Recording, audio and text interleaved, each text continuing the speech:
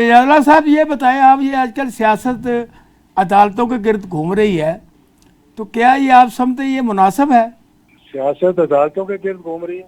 جی یہ تو کوئی نئی بات میں نے سنی ہے. سیاست تو یا سیاستدانوں کے گرد گھومتی ہے یا پارلیمنٹ کے گرد گھومتی ہے. اچھا. عدالتوں کے گرد تو سیاست نہیں گھومتی. عدالتوں کے گرد تو جو ہے وہ کیسز گھومتے ہیں. نہیں دیکھو نا، جیسے آج ہی کل جو آپ نے قومی اسمبلی میں بل پاس کیا، سینٹ میں بھی، آج وہ بیرسٹر گور نے چیلنج کر دیا عدالت عالیہ میں، اور آج ہی الیکشن کمیشن نے ریویو پٹیشن ڈال دی جو فیصلہ آیا تھا پہلے سپریم کورٹ کا. تو یہ پھر عدالتوں ہی میں ہو گئی ساری نا بات. دیکھیے وہ عدالتیں تو انٹرپریٹیشن کر سکتی ہیں، قانون سازی نہیں کر سکتی. ہماری عدالتیں سمجھتی ہیں کہ وہ انہوں نے اس کی انٹرپریٹیشن نہیں کرنی بلکہ قانون سازی کرنی. تو قانون سازی کا اگر شوق ہے تو پھر پارلیمنٹ میں آ کر قانون سازی کریں، عدالتوں میں بیٹھ کر قانون سازی نہیں ہو سکتی. یہ میں اصولی بات کر رہا ہوں. ٹھیک، یہ کسی ایک آپ نے ہمیشہ اصولی بات کی اجازت بھائی، آپ نے ہمیشہ اصولی بات کی ہے. میں نے کہا کسی ایک پرٹیکولر کیس کے بارے میں نہیں بات کر رہا، بہت سے کیسوں کے بارے میں بات کر رہا ہوں. 45 سال پرانے کیس، بلکہ اس سے بھی پرانے کیس اٹھائے جا رہے ہیں اور ریفرنسز دی جا رہی ہیں. ان ریفرنسز کو اٹھایا جا رہا ہے عدالتوں کے اندر، اور پھر اس میں کہا بھی جا رہا ہے کہ ہم اس کیس کو کھول نہیں سکتے لیکن 48 صفحوں کا اس پہ بیان بازی ہم کر سکتے ہیں. تو یہ بھی عدالتوں کا کام نہیں ہے اور قانون سازی بھی عدالتوں کا کام نہیں ہے. تو یہاں پہ لاکھوں کیس جو ہے وہ پینڈنگ پڑے ہوئے ہیں، لوگوں کو انصاف نہیں مل رہا. ایک نسل سے دوسری، دوسری سے تیسری، تیسری سے چوتھی نسل جو ہے وہ کیس لڑتے لڑتے مر جاتے ہیں لیکن فیصلے نہیں ہوتے. اور جو کسی اہم شخصیت کا کیس ہوتا ہے وہ 24 گھنٹے میں حل بھی ہو جاتے ہیں. تو یہ کیسی عدالتیں ہیں، یہ کیسا قانون ہے، یہ کیسا انصاف ہے؟ اجازت صاحب آپ مجھے بتائیں، یہ جو آپ کی پارٹی ہے پاکستان مسلم لیگ اور محترم ضیاء صاحب کے نام سے ہے، اس نے کل کے الیکشن یہ جو ترمیم آئی ہے اس پہ حصہ دیا ہے؟ ترمیم کیا، ہم اسمبلی کے اندر تھے. ترمیم تو کون سی آئی ہے، ساروں نے حصہ لیا اس کے اندر. اچھا، تو آپ مجھے یہ بنگلہ دیش میں جو انجام ہوا ہے پرائم منسٹر حسینہ کا، کیونکہ اس کے بھی پیچھے بڑی باز گشت ہے. اب وہ انڈیا میں ہے، انڈیا آگے ان کو پناہ دینے کے لیے تیار نہیں ہے، کہ یہ پاکستان کے حکمرانوں کے بھی ساتھ ایسا ہی ہونے والا ہے کہ نہیں؟ پاکستان کی اپنی معاملات ہیں، ہندوستان کے اپنے ہیں. برطانیہ میں جو کچھ دیکھا جا رہا ہے وہ ان کا مسئلہ ہے. سری لنکا میں جو کچھ ہوا اس وقت بھی ہم سب یہی کہہ رہے تھے کہ اب اس کے اثرات پاکستان میں آئیں گے. پاکستان میں مشکلات بہت ہیں. حکمرانوں کو چاہیے مہنگائی، بے روزگاری اور لا قانونیت پہ، جو کہ مہنگائی اور بے روزگاری کی طرف سے پھیل رہی ہے، اس پہ توجہ دیں، لوگوں کو ریلیف دیں. ورنہ معاملات جو ہے ہمارے اپنے دیکھیں نا، اپنے معاملات خراب ہو جائیں گے. جی جی. اور اگر ہمارے اپنے معاملات خراب ہوں گے تبھی یہاں پر کوئی نہ کوئی مسئلہ ہوگا. لیکن یہ نہیں کہ اگر آپ کوئی چیز سری لنکا میں دیکھیں، بنگلہ دیش میں دیکھیں تو اس کا مطلب ہے وہ یہاں بھی ہوگی. تو اس طرح کمپیئر نہیں کیا جا سکتا. یار بھائی جس طرح کہ بنگلہ دیش میں جو کچھ ہوا ہے یہ مکافات عمل ہے. ٹھیک، اب جیسے کہ آپ کے بعد راولپنڈی قریب میں جو دھرنا دیا ہوا ہے جماعت اسلامی نے، اور امیر النظام صاحب مجھ سے یہ بات کر رہے تھے کہ اجاز الحق صاحب کو بھی آنا چاہیے، تو آپ بھی اس دھرنے میں شامل ہونے کو ہے کچھ ذہن میں؟ پنڈی میں رہتا ہوں، میں نے تو دیکھا ہی نہیں دھرنا کدھر ہو رہا ہے. وہی سمجھ نہیں کیا کہا آپ نے؟ میں نے کہا دھرنا کہاں ہو رہا ہے، ہمیں تو کسی نے دعوت ہی نہیں دی. پنڈی میں آپ کے گھر کے پاس ہو رہا ہے؟ یا میرے گھر کے پاس کوئی نہیں ہو رہا، سڑکیں کھلی ہوئی ہیں. اچھا، لوگ آ رہے ہیں جا رہے ہیں اور گہما گہمی ہے یہاں. تو اچھا، یہ جو پرسوں سوابی میں جلسہ ہوا ہے تو اس میں جتنے لوگوں نے، لاکھوں لوگوں نے شرکت کی ہے، تو یہ اس حکومت کے خلاف عدم اعتماد نہیں ہے؟ بہت بڑا جلسہ ہوا ہے ماشاءاللہ. حکومت تو ان کی اپنی تھی، جن کی حکومت ہے انہوں نے جلسہ کیا وہاں. ٹھیک. اور اگر یہ جلسہ کوئی سندھ میں کریں، کوئی بلوچستان میں کریں, پنجاب میں کریں, تو پھر اور جلسے جلوسوں میں تھوڑی عدم اعتماد ہوتا ہے یار. اپوزیشن کا کام ہی جلسے جلوس کرنا ہے, اور جلسوں سے حکومتیں نہیں الٹی جا سکتی, احتجاج سے مسئلے پیدا ہوتے ہیں. یاد الگ بھائی صاحب, جو اس میں مہنگائی نے لوگوں کی کمر توڑ رکھی ہے. لوگ گئے جلسے میں اور اچھا بڑا جلسہ تھا, اس میں کوئی شک والی بات نہیں ہے, لیکن بس وہ جلسہ ہوا, ختم ہو گیا, سب اپنے اپنے گھروں کو چلے. اعجاز صاحب, یہ جو مہنگائی کا چکر ہے پاکستان میں, ان حکمرانوں نے تو پی ٹی آئی کی حکومت کا خاتمہ کیا تھا کہ وہ بہت مہنگی چیزیں بیچ رہے ہیں. اب یہ P D M 1 P D M 2 نے کیا اس میں کمی کی ہے, اور یہ عوام جو سڑکوں پر ہیں اس کے بارے میں کون سوچ رہے ہیں آپ کی حکومت کہ ہم اس میں عوام کے بھی کچھ ساتھ دیں گے اور بجلی کے بلوں میں اور مہنگائی میں خاتمہ کریں گے؟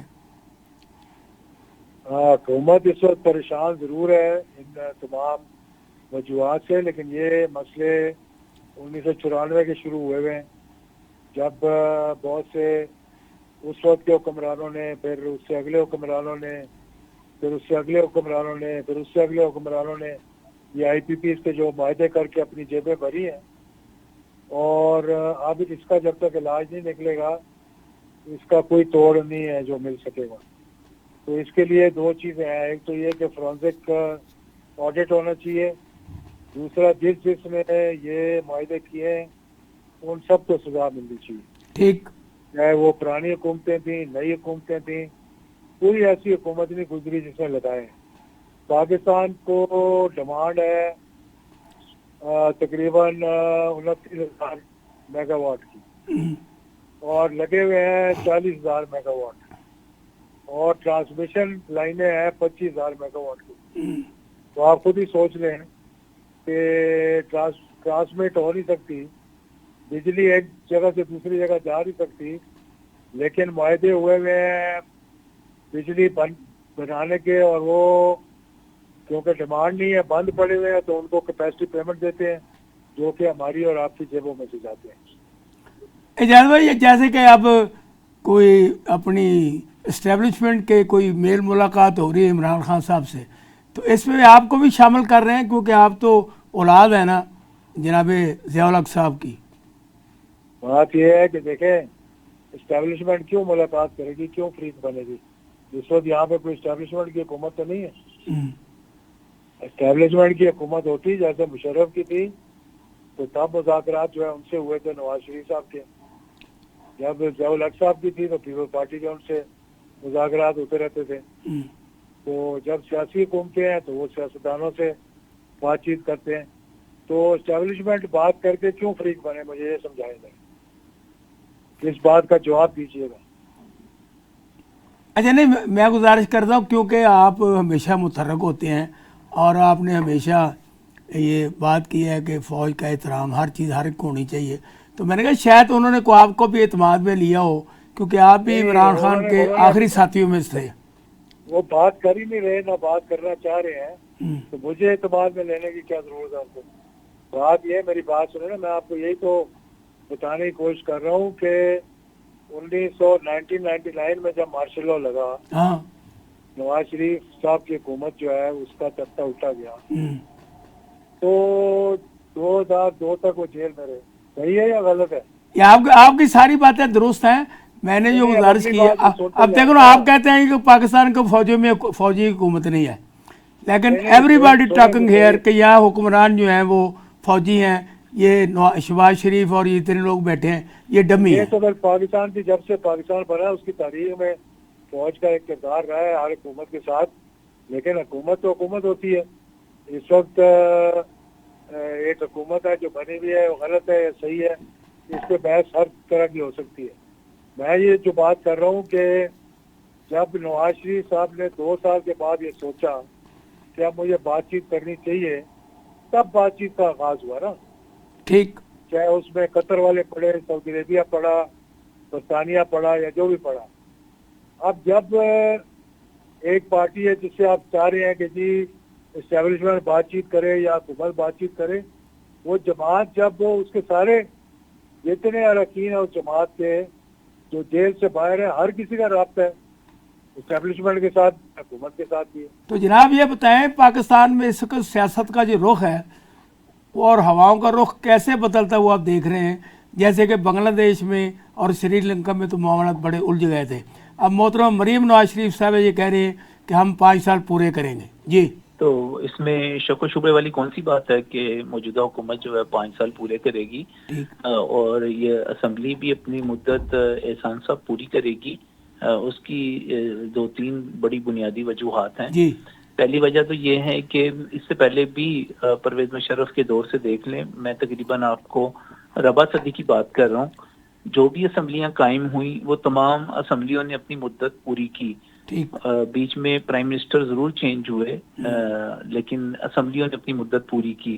تو اسمبلی کے حوالے سے اگر یہ کہتا ہے کہ اسمبلی ٹوٹ جائے گی یا کوئی نئے انتخابات ہو جائیں گے, تو وہ نہ پہلے ہوئے نہ اس وقت ہوئے جب عمران خان صاحب کے ساتھ اسٹیبلشمنٹ کی سپورٹ بھی حاصل تھی. ٹھیک میں 2013 سے 2018 کی بات کر رہا ہوں. رائٹ رائٹ اور وہ ہر دوسرے دن کہتے تھے کہ امپائر کی انگلی اٹھنے والی ہے, لیکن آخرکار ان کو انتخابات تک پہنچنا پڑا تھا. تو اسمبلی ٹوٹنے کی تو کوئی ایسی وجہ نظر نہیں آ رہی سامنے. دوسرا, حکومت کی بات جہاں تک ہے کہ حکومت تبدیل ہو گئی, تو وہاں پر بنگلہ دیش میں حکومت اس وجہ سے تبدیل ہوئی کہ وہاں کی حکومت اپوزیشن کو پھانسیاں دے رہی تھی اس سے ٹھیک پہلے, اور ایک 20 سال کا جبر تھا جو قائم تھا اور وہ ٹوٹا. یہاں پر تو ایسی کوئی بات ہی نہیں ہے. یہاں پر اگر 9 مئی نہ ہوتا تو آج عمران خان اور ان کے ساتھی بھی اس طرح جیلوں میں نہ ہوتے, اور آج بھی ان کو بار بار پیشکش کی جا رہی ہے کہ آئیں بات کریں, لیکن وہ بات کرنے کے لیے تیار نہیں ہے. تو احسان صاحب انشاءاللہ تعالی حکومت اپنی مدت پوری کرے گی, اسمبلیاں اپنی مدت پوری کریں گی, اور کوئی تبدیلی بنگلہ دیش میں آنے والی تبدیلی بھی اس وجہ سے آئی کہ وہاں پر فوج نے ریوولٹ کیا اس ظلم کے خلاف. تو یہاں پر تو جو عناصر ہیں وہ بھارت اور اسرائیل کی مدد سے پاکستان کی فوج کے خلاف ایکٹیو ہیں. تو مجھے نہیں لگتا کہ ایسی کوئی تبدیلی کی بات کی جا رہی ہے, یا کوئی اگر کوئی بات کر بھی رہا ہے تو اس کے اندر کوئی وزن ہے. جی نہیں عمل صاحب, آپ نے جو کوئی فرمایا درست ہے. ہر بندے کی اپنی ایک سوچ اور اپروچ ہے. ابھی جب آپ نے بات کی تو کیونکہ اپوزیشن تو حکومت سے بات کرنا چاہتی ہے, اسٹیبلشمنٹ سے بات کرنا چاہتی ہے, اور جب یہ بات حکومت سے ہوتی ہے, نہیں کرنا میری چاہتی. بات سنیں, حکومت سے بات جب نہیں یہ کرنا. بات ہوتی ہے تو پوری جو حکومت ہے وہ شور مچانا شروع کر دیتی ہے, یا یو ٹرن لیتے ہیں یا جھوٹ بولتے ہیں. تو اس طرح یہ سارے معاملات کو میرے بہتر خیال نہیں ہے ہوتے. احسان صاحب میں چونکہ روزانہ ایک اخبار بھی بناتا ہوں, میں ٹی وی پہ پروگرام بھی کرتا ہوں, تو میرے پاس تو جو پاکستان تحریک انصاف کا یا عمران خان صاحب کا موقف ہے وہ یہ ہے کہ ہم نے حکومت سے بات نہیں کرنی, یہ کٹ پتلی ہے, ہم فوج سے بات کرنا چاہتے ٹھیک ہیں. ہاں تو فوج ان سے بات نہیں کرنا چاہتی, اور جو ان سے بات کرنا چاہتے ہیں ان سے وہ بات نہیں کرنا چاہتے, اور جو ان سے بات نہیں کرنا چاہتے وہ ان سے بات کرنے کے لیے کمیٹیاں بنا کے بیٹھے ہوئے ہیں, ریکویسٹ کر رہے ہیں. تو میرا نہیں خیال کہ فوج جو ہے, اور جو میرے ذرائع ہیں, فوج ان سے بات کرنا چاہتی ہے. فوج 9 مئی کے مجرموں کو, ان کے حملہ آوروں کو, ان کے سہولت کاروں کو اور ان کے منصوبہ سازوں کو ان کے انجام تک پہنچانا چاہتی ہے. اس پر کوئی کمپرومائز نہیں ہے, جو مرضی آپ سمجھ لیں. اور اس حوالے سے یہ بالکل واضح کیا جا چکا ہے کہ یہ ساری پلاننگ جو تھی یہ خود عمران خان صاحب کی تھی. انہوں نے وہاں کی کال دی تھی, ان کی کال پر لوگ وہاں پر ان کے لیڈر اور کارکن پہنچے تھے, اور اس کے بعد یہ صرف احتجاج نہیں تھا, یہ توڑ پھوڑ اور آگ لگائی گئی تھی, یہ سی ایس ڈی شاپس لوٹی گئی تھیں, یہ دکانیں لوٹی گئی تھیں, یہ اس کے ساتھ ساتھ کوئی کینٹ کے اندر 150 گاڑیوں کو جلایا گیا تھا.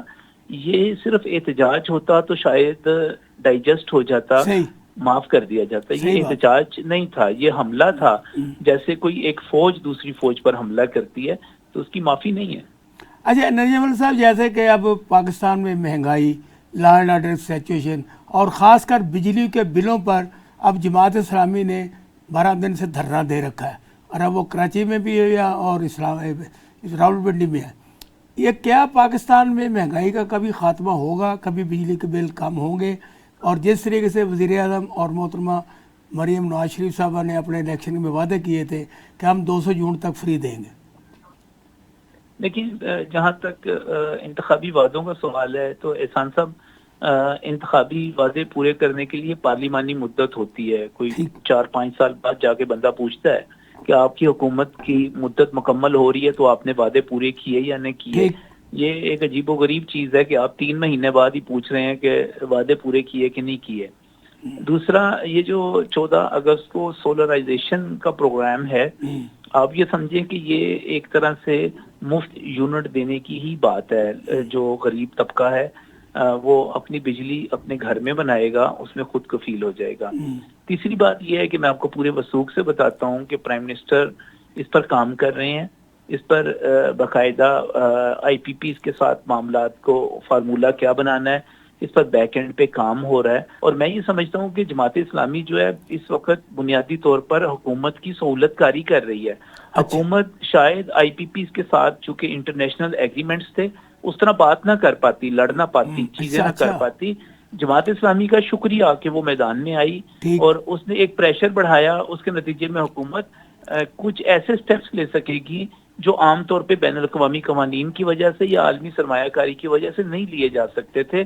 تو جماعت اسلامی کوئی حکومت کی دشمنی نہیں کر رہی, وہ حکومت کی مدد کر رہی ہے اور اس پر حافظ نعیم صاحب کا شکریہ بنتا ہے.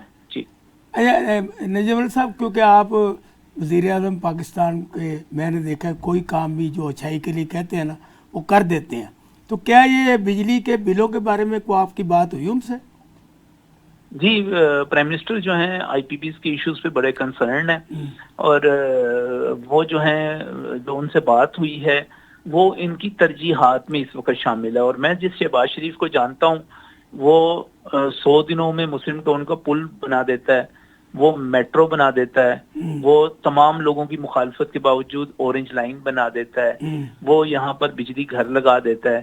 وہ شہباز شریف ہے. تو شہباز شریف کو لوگ انڈرمائن کرتے ہیں, اس کی ایبلٹیز کو نہیں سمجھتے, نہ اس کی ایڈمنسٹریٹو ایبلٹیز کو سمجھتے ہیں, نہ اس کی پولیٹیکل ایبلٹیز کو سمجھتے ہیں. یہ وہ شخص ہے جس نے اپنے بھائی کو جیل سے نکال کر لندن میں پہنچا دیا, اور یہ وہ شخص ہے جس نے ایوان وزیر اعظم میں اگلے 10 سال کی پلاننگ کرتے ہوئے عمران خان کو وہاں سے نکال کے جیل میں پہنچا دیا.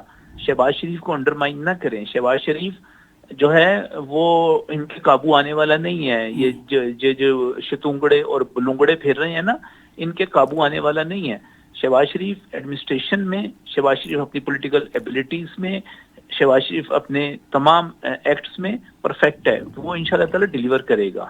اچھا, یہ میاں نواز شریف صاحب بالکل خاموش بیٹھے ہیں اور وہ موسٹلی مری میں رہ رہے ہیں, تو آپ کی کبھی ملاقات ان سے ہوئی ہے؟ کوئی ایسی بات ہے کہ وہ آگے موو کر رہے ہیں اور وہ خود؟ نہیں, میاں نواز شریف بہت کم ملاقاتیں کر رہے ہیں, بہت ہی ریزرو ہیں. اور ہمیں یہ لگتا ہے کہ نواز شریف جو ہیں, اب ہمیں مریم نواز کی صورت میں نواز شریف ہمارے پاس یا قیادت میں موجود ہیں. وہ اپنے والد کے ساتھ رابطے میں ہیں, ان کی طرف سے ہدایات لیتی ہیں, اور مریم نواز جو بولتی ہیں, مریم نواز جو کرتی ہیں, وہ سب کا سب نواز شریف کا بولا ہوا, نواز شریف کا کیا ہوا سمجھیں آپ. جب آپ کو لگے کہ نواز شریف نظر نہیں آ رہا تو آپ مریم نواز کو دیکھ لیں, وہ موجود ہیں.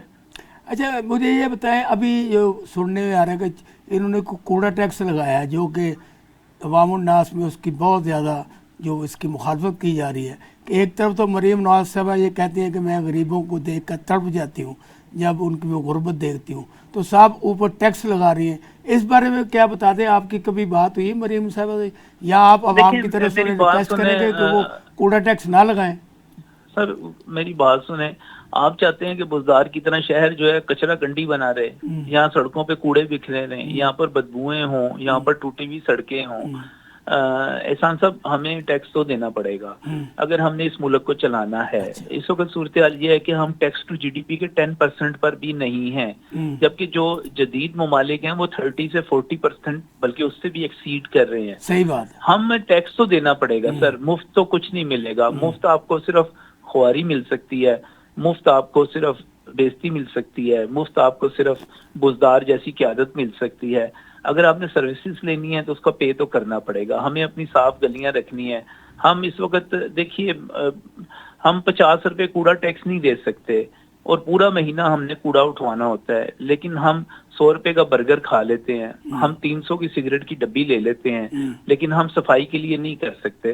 تو ہمیں تھوڑی سی اپنی ترجیحات پہ بھی غور کرنا پڑے گا کہ اگر اس کے نتیجے میں ہمیں ایک صاف ستھرا شہر ملتا ہے, اور وہ کوئی بھی شہر ہو, تو ہمیں اس کو پریفر کرنا چاہیے. اللہ کا شکر ہے کہ وہ ایک گندگی اور غلاظت سے بھرا ہوا دور گزر گیا ہے. اب بہتر دور، ایک صاف ستھرا شہر ہمیں نظر آتا ہے، لیکن بہرحال اس کی ایک کاسٹ ہے، اور وہ کاسٹ جو ہے کوئی بھی حکمران جو ہے اپنی جیب سے تو نہیں دیتا. کیا عمران خان صاحب نے جو پیٹرول سستا کیا تھا وہ اپنی جیب سے کیا تھا؟ جو بجلی سستی کرنے کا اعلان کیا تھا اپنی جیب سے کیا تھا؟ وہ قومی خزانے سے کیا تھا، ہمارے ٹیکسوں کے پیسے سے کیا تھا. تو دینا تو ہمیں پڑے گا چاہے کوئی بھی کرے. جی یہ نجم علی صاحب، جیسے کہ اب پنجاب اسمبلی میں اپوزیشن لیڈر کو اور کچھ ایم پی ایز کو باہر دھکیلا ہوا ہے، اور ان کا اپوزیشن لیڈر کا جو کمرہ اس کو بھی بند کیا. ہم تو تاریخ میں پہلے کبھی ایسا نہیں دیکھا جو کہ یہ مریم نواز میں یہ اپوزیشن کر رہی ہے، ہم پہ جو ظلم ہو رہا ہے. سر، ہم نے ماضی میں کبھی اتنی گندی گفتگو بھی نہیں دیکھی. ہم نے ماضی میں کبھی اس طرح کی بیہودہ حرکتیں اور اس قسم کی زبان بھی نہیں دیکھی ہے. خاتون وزیر اعلیٰ ہیں، آپ بھی ماؤں بہنوں والے ہیں، آپ اپنی فیملی میں بیٹھتے ہیں، آپ اسی قسم کی گفتگو کرتے ہیں جس قسم کی گفتگو پاکستان تحریک انصاف کے ارکان اسمبلی میں ایوان کے اندر کی. کوئی تھوڑی شرم ہونی چاہیے، تھوڑی حیا ہونی چاہیے.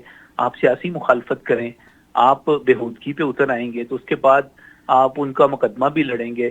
تو کوئی کسی شریف آدمی کو تو نہیں مجھے لگتا، اور کسی خاندانی آدمی کو تو نہیں لگتا کہ مجھے ان لوگوں کا مقدمہ لڑنا چاہیے جنہوں نے اسمبلیوں سے لے کر سوشل میڈیا تک پہ احسان صاحب گند مچا رکھا ہے، بےہودگی پھیلا رکھی ہے. یہ وہ منافق لوگ ہیں جو اپنے باپ کو قتل کروا دیتے ہیں اور اس کو پھر ڈالتے ہیں جی فوج کی طرف سے فون آ رہے تھے کہ پارٹی چھوڑ دو. میں ڈاکٹر شاہد صدیق کی بات کر رہا ہوں، میں ان کے بیٹے قیوم شاہد کی بات کر رہا ہوں. بے شرمی اور بےغیرتی کی انتہا ہے. ہم نے جس قسم کی نسل پیدا کر دی ہے اس یوتھیاپے میں، ہمیں شرم آنی چاہیے. احسان صاحب، یہ ہم نے کیا کر دیا ہے اپنی نسل کے ساتھ، اپنے معاشرے کے ساتھ، اپنی آنے والی نسلوں کے ساتھ؟ ہم نے تباہ کر کے رکھ دیا سارے کا سارا کلچر. ہماری روایات تباہ ہو گئی ہیں، ہماری اخلاقیات تباہ ہو گئی ہے، ہمارا خاندانی سسٹم تباہ کر کے رکھ دیا ہے. ہمیں کہیں تو شرم کھانی چاہیے، کہیں تو رکنا چاہیے.